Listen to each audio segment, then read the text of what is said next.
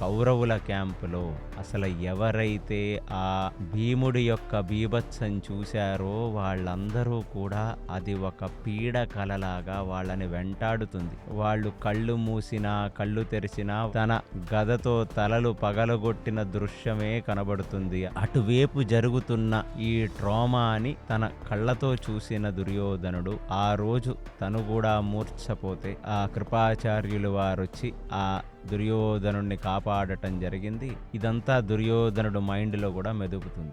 అదే కాక తన తమ్ముళ్ళని 10,000 మంది సైనికుల చేత కాపాడటానికి పెట్టిన ఎంతమంది తమ్ముళ్ళ వెంట భీముడు పడ్డాడో, ఎంతమందిని హతమార్చటానికి ప్రయత్నించాడో అంటే అది ఎలా ఉందంటే ఒక సింహం ఒక పెద్ద గుంపులోకి దూరి వాటిని వేటాడి చంపకుండా ప్రతి జింక వెంట పడతా ఉంటే ఆ జింకలు పరిగెడుతూ ఉంటే వాటికి కలిగించిన టెర్రర్ అవి ఎన్నటికీ మర్చిపోలేవన్నట్టుగా ఉంది అక్కడ వైనం. ఇది చూచి తర్వాత అక్కడ కౌరవుల వైపున్న అతిరథ మహారథులు కూడా మాట్లాడుతుండగా అసలు భీముడు కళ్ళల్లో భయం లేదు, ఒక తెగింపు కనపడుతుంది భీముడు కళ్ళల్లో.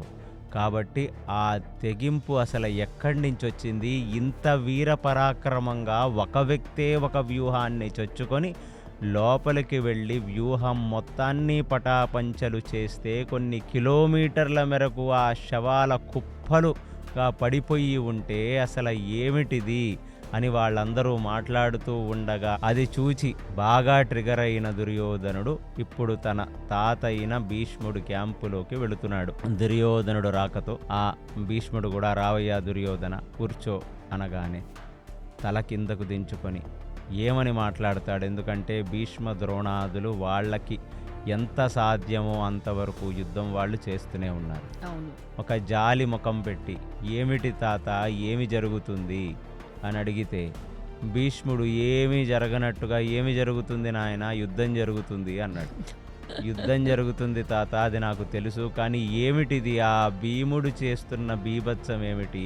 అసలు వాడు మమ్మల్ని అందరినీ మట్టు పెట్టాలని ఇంతమంది 1000 మంది సైనికులు మమ్మల్ని కాపాడుతున్నా, నా తమ్ముళ్ళని కాపాడుతున్నా, వాళ్ళని నిగ్రహించిన వాడై మా పక్కకి దూసుకొని వస్తుంటే నా తమ్ముడు ఒక్కొక్కడికి గుండెలు జారిపోతున్నాయి.